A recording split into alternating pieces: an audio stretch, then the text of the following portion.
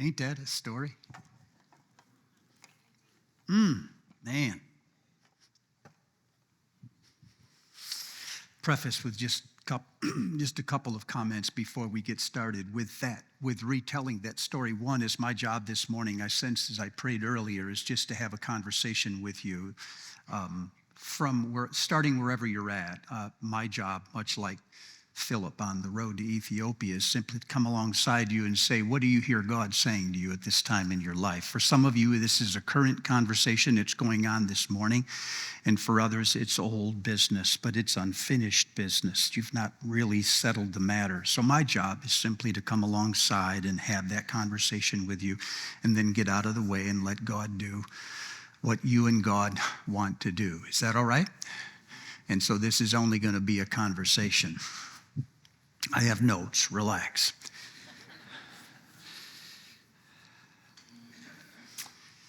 So the Philippian jailer said to Paul and Silas, "What must I do to be saved?" And Paul said, "Believe on the Lord Jesus Christ, and you will be saved, you and your house." Are you saved? Boy, it's quiet for a bunch of saved people.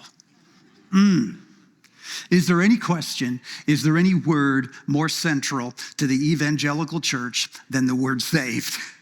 It is used and overused, especially inside of evangelicalism. Strangely enough, when people convert to other religions, they almost never refer to that as getting saved. But when people convert to evangelical Christianity, we always consider it being saved. I'm not dismissing it. I'm just saying that language is pretty unique to us. When did you get saved? How many got saved? Do you know how to lead someone into getting saved? These are the questions that have controlled the conversations and the reporting process in the church since I was, in the 1800s. But it raises the question, what does it mean? It's not a bad question. It's not a bad mission, for I think it is the mission of Jesus, isn't it? His name shall be called Jesus, for he shall save his people from their sins. I came to seek and to save that which was lost, he said. The Son of Man did not come to condemn the world, but to save the world, he said in John chapter 3, verse 17. And in John 12, he said, I did not come to judge the world, I came to save the world. So it's probably a good thing for us to say that our mission, or at least part of it, is to help God save people that are in this world. But it does raise the question, what do we mean by being saved? Paul says, if you confess with your mouth and believe in your heart, you will be saved. He says, everyone who calls on the name of Yahweh will be saved. He says, it is by grace you are saved. It's not your works. It's the gift of God, so that none of us can boast. So it sounds like Paul is saying what it means to be saved is to believe in God or in Jesus Christ. But all that does is move the question to another word. Now we're asking not what does it mean to be saved, but what does it mean to believe? I'll pause, exhale, and you catch up. Are you there? I think, depends on where in the Bible you're reading, but if you were to take the question, what does it mean to be saved? And you were to walk with Jesus on the road to Emmaus. And if Jesus were to begin with Moses and answer the question, he might say, to be saved, is to be free.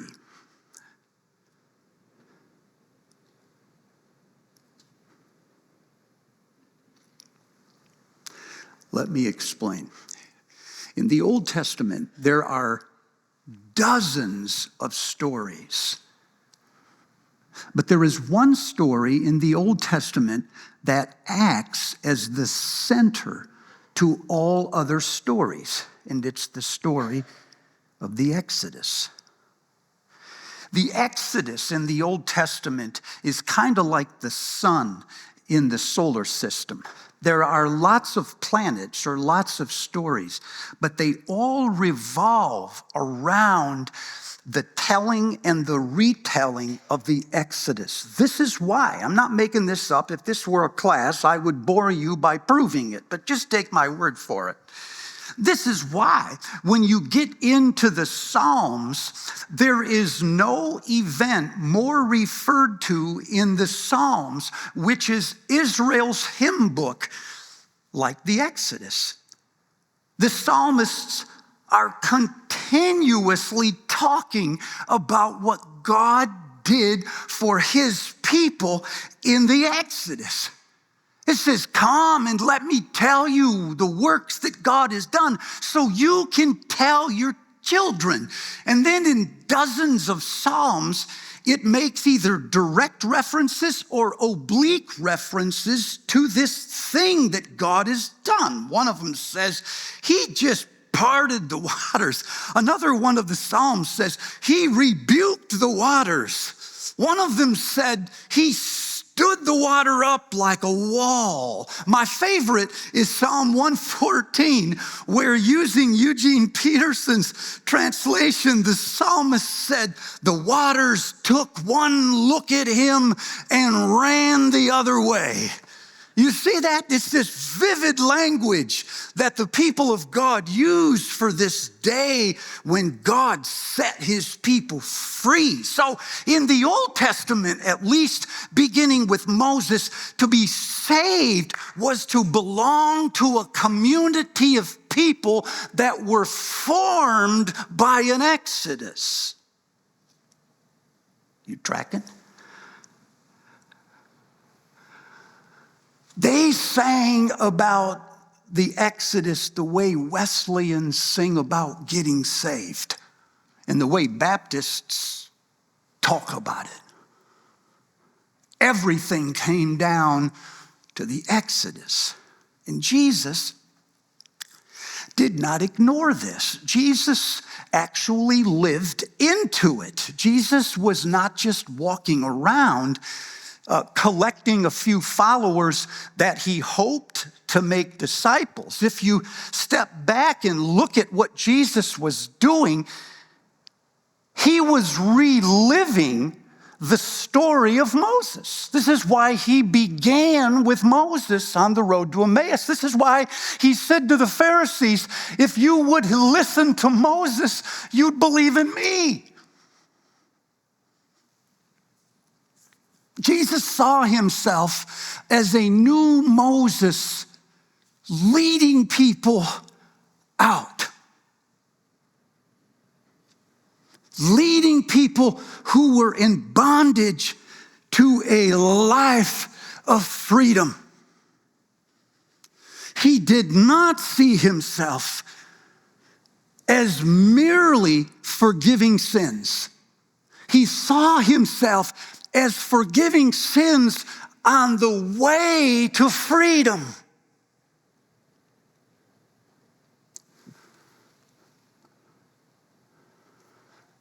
So when we ask, are you saved? What we're actually asking is, are you free?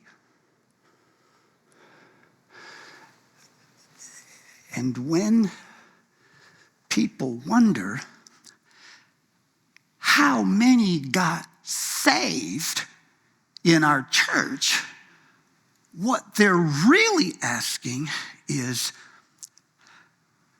how many are free?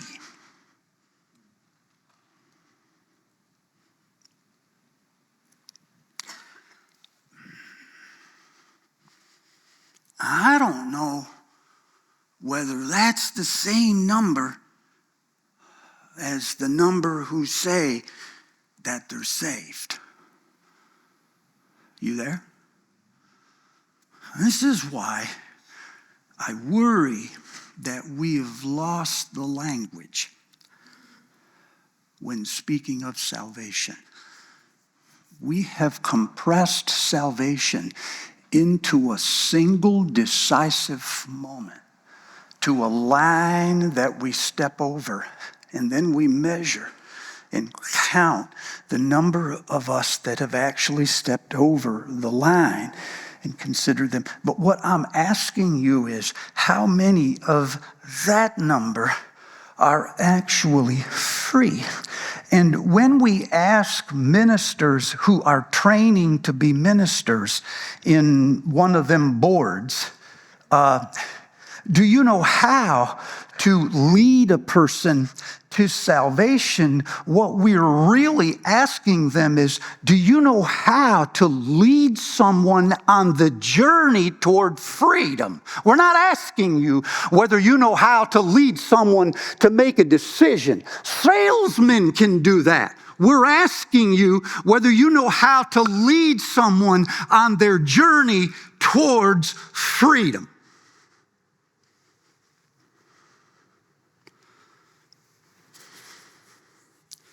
And this feels to me like much more than a single moment, to be sure, so you don't rise up. There are decisive moments along the way, but there are probably many, and not just one.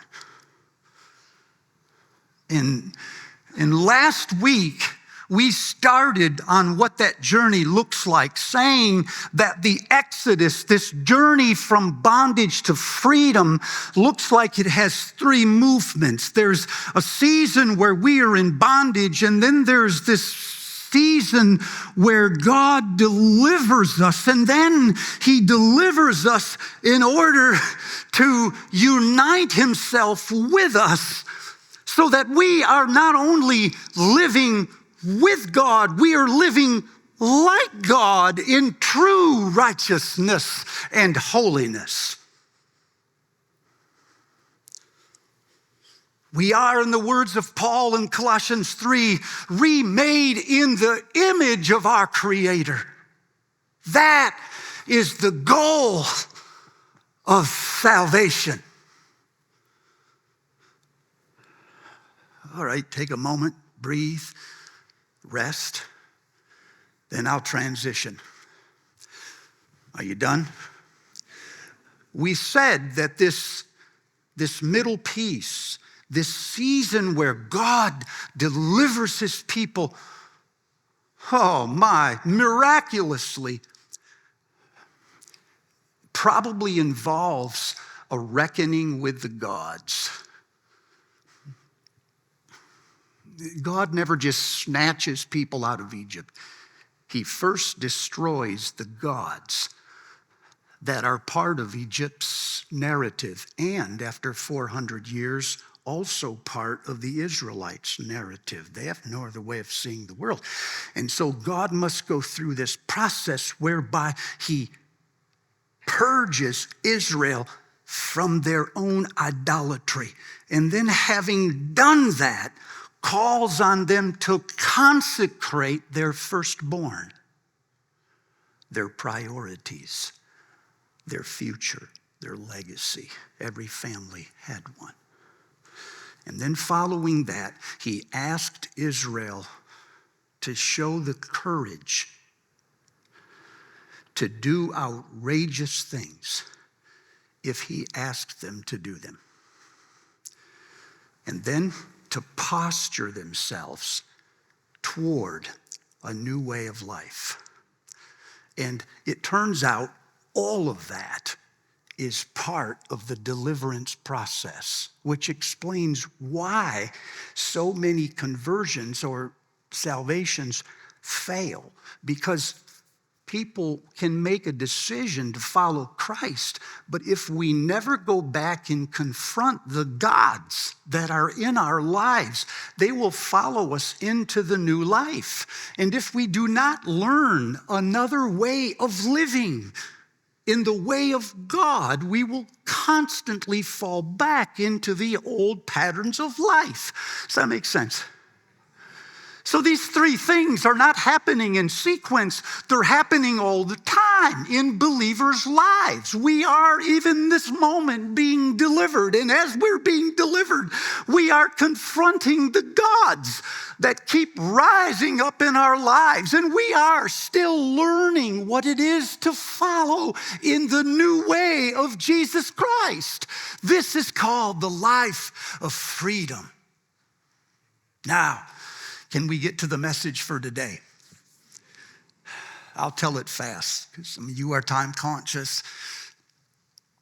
It's this middle part. It's this magnificent story about how God comes down and he parts the Red Sea. I mean, is there anybody who doesn't know this story? Have you heard this story? Can I tell it anyway? Really fast. I just like telling stories. So it starts when the Israelites start leaving Egypt. It says God does not lead them down the straight road. He led them down the crooked road. And they went out as an army, marching boldly. And that word, by the way, in Hebrew means high-handedly. It means, in John Oswalt's translation, they left Egypt fists raised in defiance. You can see them, can't you? 600,000 men, because only the guys were doing this, plus their family, and they're leaving like this, out of Egypt. Pharaoh finds out that he's lost his entire slave base. His economy, already in shambles from the hail, is going to get worse. So he mounts up an army, 600 of his best tanks or chariots, and thousands of soldiers, and they march in columns toward the Israelites who are moving into a wilderness region. It says in chapter 14, they were hemmed in by the desert. And now that they're hemmed in, the Egyptians are closing on them quickly. It says they were, in chapter 14, says it again, they were marching out boldly, high-handedly. And then they heard the sound and the rattle of war. There on the coast of the sea, they turned around and they could see the cloud of dust that was rising from the chariots and the horses, and they went into panic mode. Chapter 14, they started to cry out to God. It's the same word that's used in chapter 2. When they were slaves, they cried out to God that he would do something to help them. And before God could say anything, they turned and found the leader, which was Moses, and they started ganging up on him. And one of them said, "Was it because there was no graves in Egypt that you brought us out here to die? Didn't we tell you to leave us as slaves in Egypt?" Well, no, actually you didn't, but I see your point. They said it would be better for us to go back to Egypt and live as slaves than it would be to die here in the wilderness.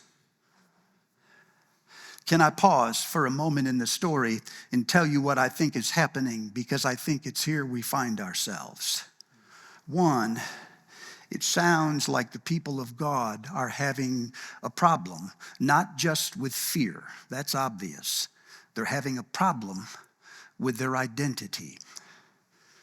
They do not know who they belong to. And so they are tempted to go back to the only owner they ever had, and that was the Pharaoh. This is a problem of identity. This is what allows them to cry out for freedom all the while they're inclined to go back to slavery. Any one of you that has tried to help somebody come out of bondage knows this moment, do you not? Have you ever been in conversation with someone who is trying to break free from an addictive behavior, or from a substance, or from an abusive relationship, or from an emotion, or from a circle, or a gang, or from a pleasure? Somebody who's been in bondage for a long time, such that it has formed their identity. Now you're standing in front of them, telling them they can be free, and they want it, and yet they are inclined to go back to the very thing they want to get out of. Does anybody know what I'm talking about? This is a crisis, not a fear. It's a crisis of identity. We don't know who we belong to. And so we keep living like the other guy.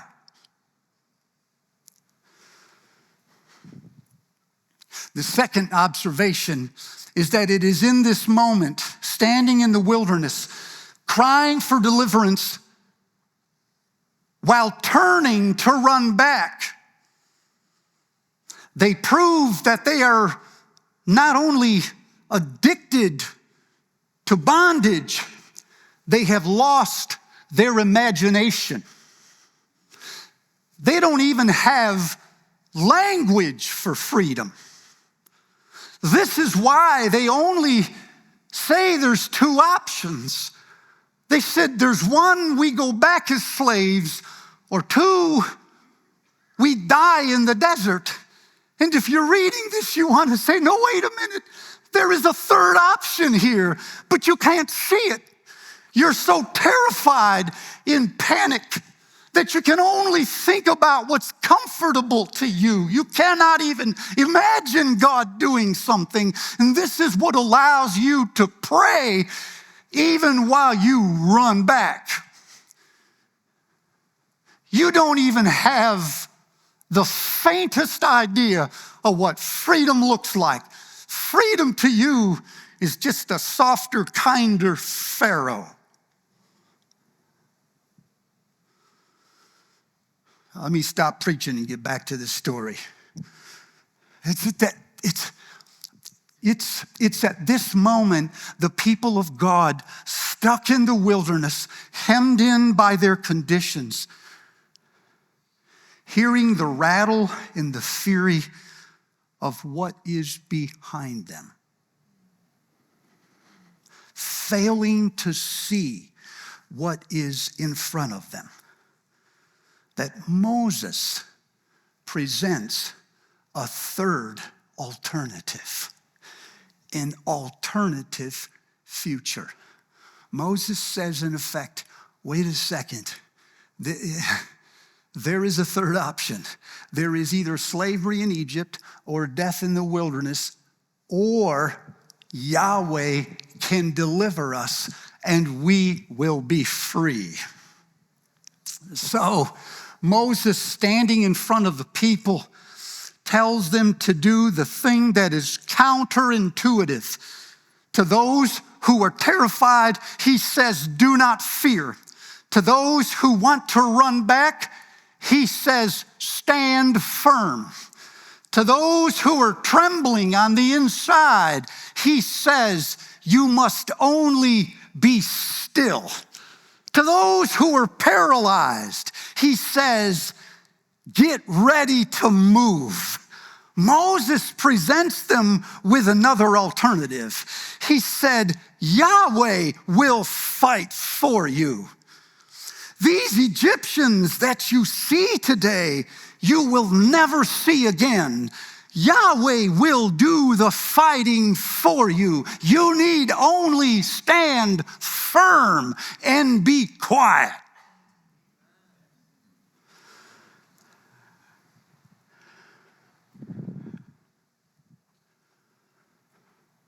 Couple of observations. Is that all right? One,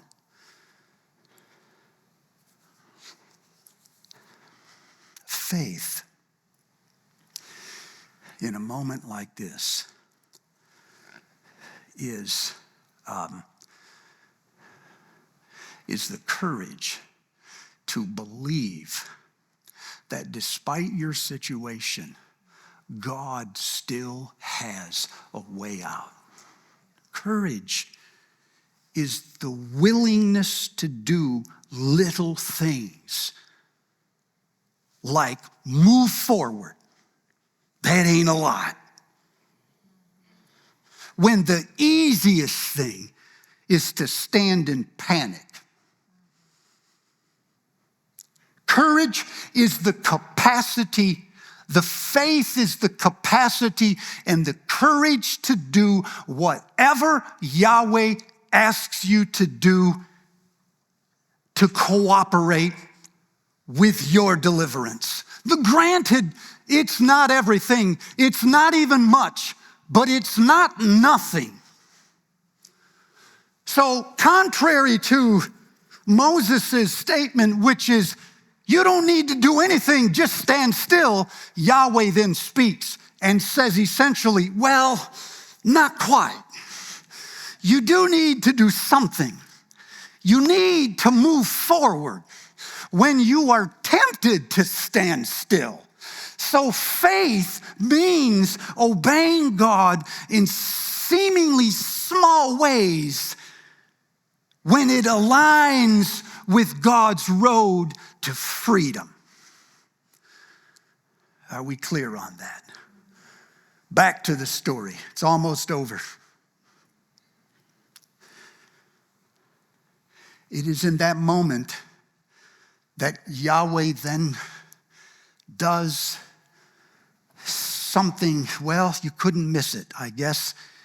Once the people have finally postured themselves to march toward the sea, Yahweh lifts the cloud from in front of the people and he moves it to behind the people. And in this subtle act, God draws a clear separation between Egypt and Israel. There is now a separation between those who want to go back and those who want to go forward. From this moment on, they are not the same anymore. There is a cloud that God has put between them. From this moment on, the Egyptians will only be moving in the darkness, and the people of God will continue to move in the light. They will never be mixed again. Yahweh then tells Moses, hold up your staff, speak to the water and divide it. Interestingly, doesn't say I will. He says, speak to the water and divide it. Moses says, right. But because faith is the courage to do what seems outrageous, he lifts his little hand and speaks with his little voice to a sea that is vast, and he starts to move. And in the early Jewish writings, it says that the water never moved until they did. One of the early Midrash writings said they were into the water. It was up to their nostrils. And then God parted the water. So you start to get the picture, don't you? You don't sit there until God does everything. You obey even when God has done nothing.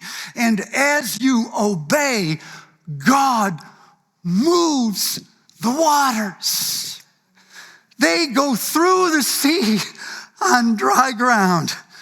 Oh, the waters took one look at Yahweh and ran in the other direction. And once they were through the sea, The Egyptians in hot pursuit. Pharaoh, blind with rage and power, pursues them into the heart of the sea, exactly where God wanted him. On the other side, Yahweh says to Moses, now lift up your staff and speak again to the water. And he does. And when he speaks, the walls of water start to fall on the Egyptians. And every one of them is drowned. Don't cheer. Don't cheer.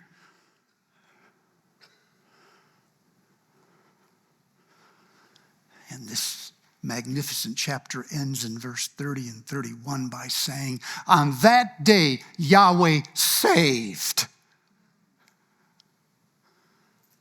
his people.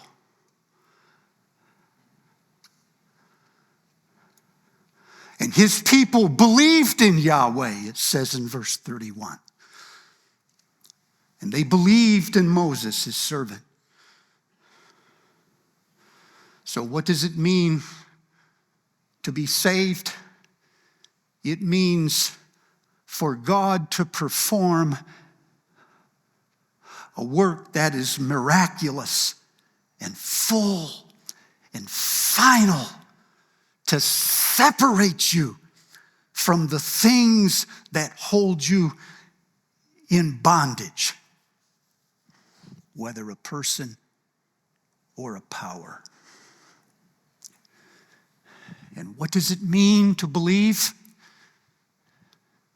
It means the courage to do what seems outrageous in the moment, just because God has told you to do it. It means the capacity to have a still calmness without murmuring or striving while you wait for God to do what he said he would do.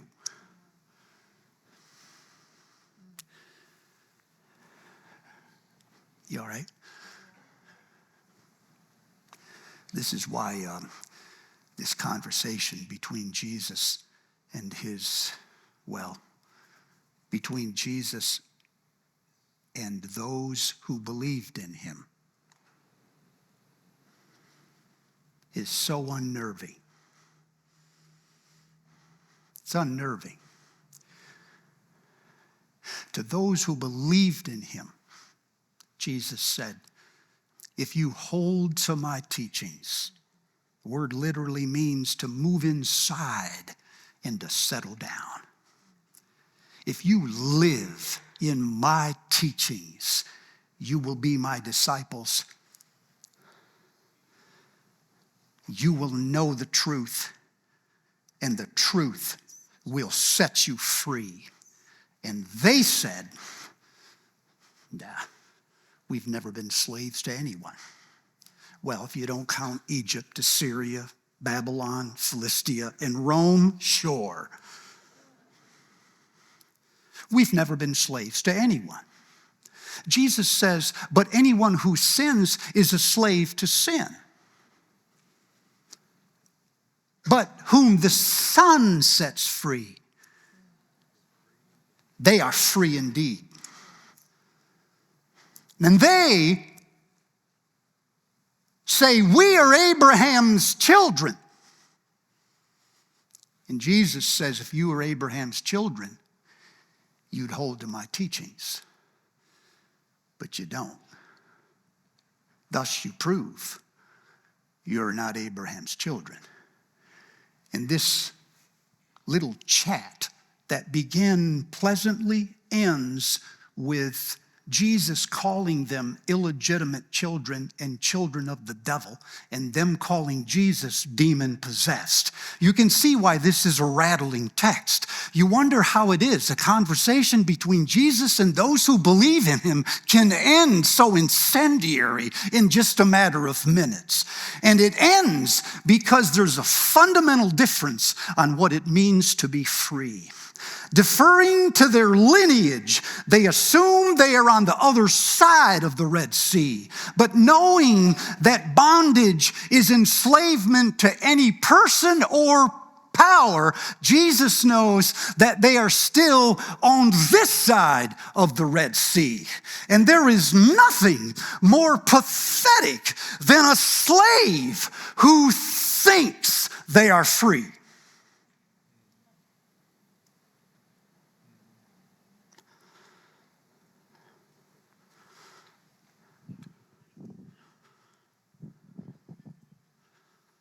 Why would they ever leave? Which brings the question right back to us.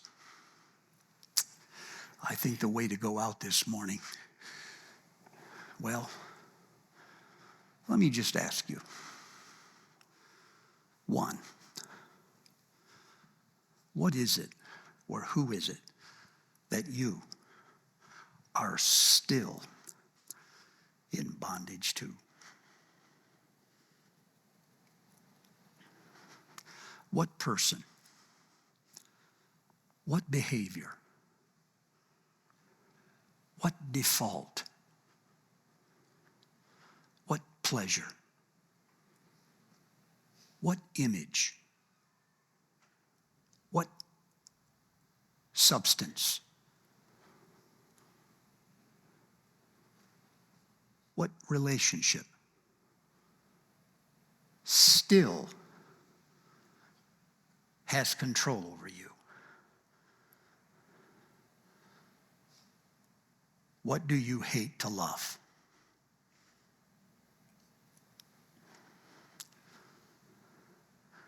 Would you bow your heads? We're almost done. But I want to help you find the space for you to answer that question.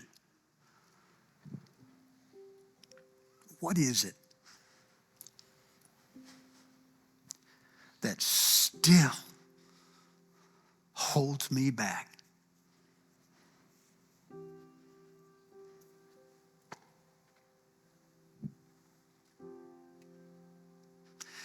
If you can just put down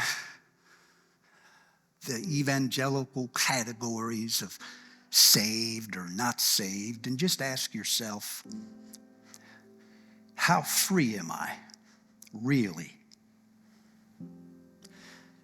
And if God will help you and you have the courage to identify the power or the person that is holding you down, go there for a moment.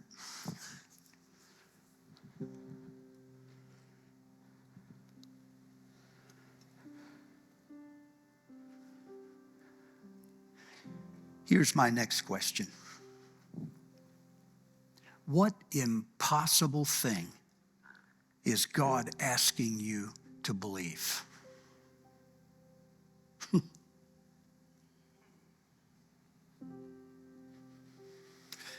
And why is that so hard?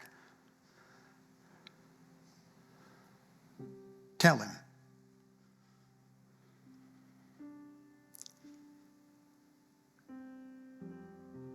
Just tell him. Just say, because.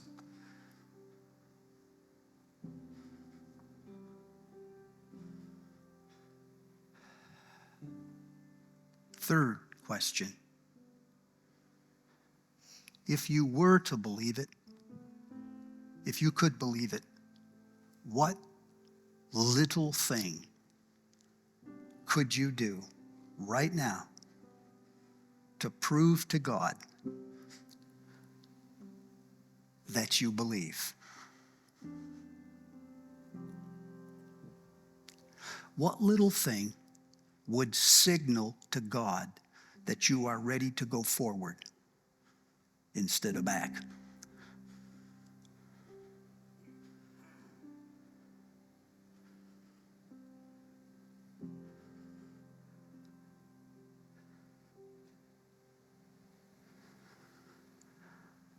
I got one more question.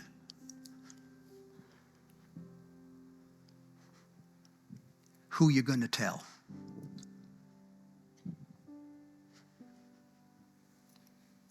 Who will you let hold you accountable? Who will you ask to go with you in this journey to freedom? Who will you let hold this in confidence?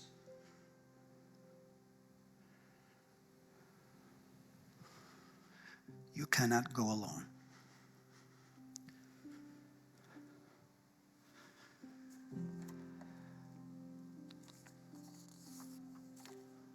Well, the story is fun, isn't it? But clearly God is speaking to his people today, like Jesus did to his people in his day.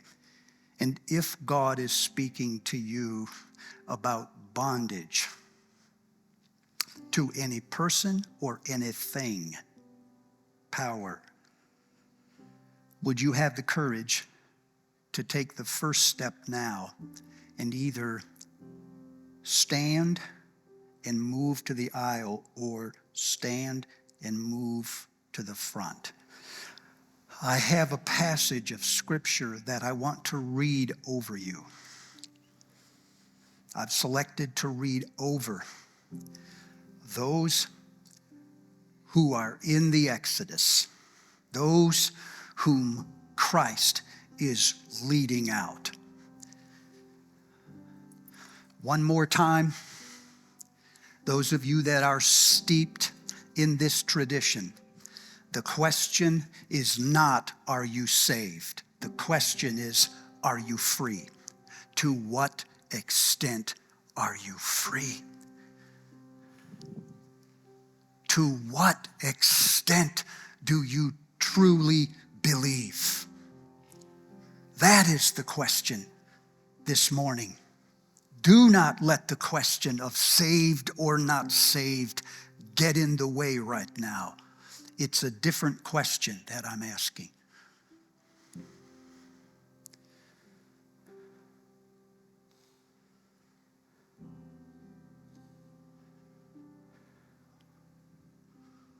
Oh God,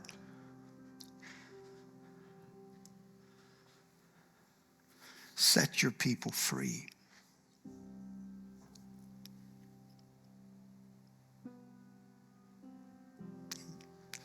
You have not given them a spirit of a slave. You have given them the spirit of a son or a daughter. You have made them an heir. So give them the courage and the discipline to live into that.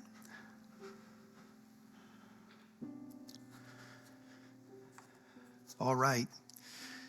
Hear then the word of the Lord. Those of you that are standing or kneeling, listen to Yahweh. It is for freedom that Christ has set you free. Stand firm then in that freedom, and do not let yourselves be burdened again with the yoke of slavery. For he has shattered the yoke that burdens you. He's broken the rod of your oppressors. He will remove the burden from your shoulders. For he has rescued us from the dominion of darkness and brought us into the kingdom of the Son he loves, in whom we have redemption, the freedom from sin. So you are no longer controlled by your old nature. You are controlled by the Spirit of God who is living in you. And if the Spirit is living in you, he will give new life to your tired bodies. And when you are led by this Spirit, you will not be a slave to fear. Instead, this Spirit will make you a child of God. You are no longer a slave. You are a son. You are a daughter. In fact, you are an heir of God himself by that same Spirit that is alive in you. And where the Spirit of Yahweh is, there is freedom. There is freedom. Let the church say, Amen. There is freedom.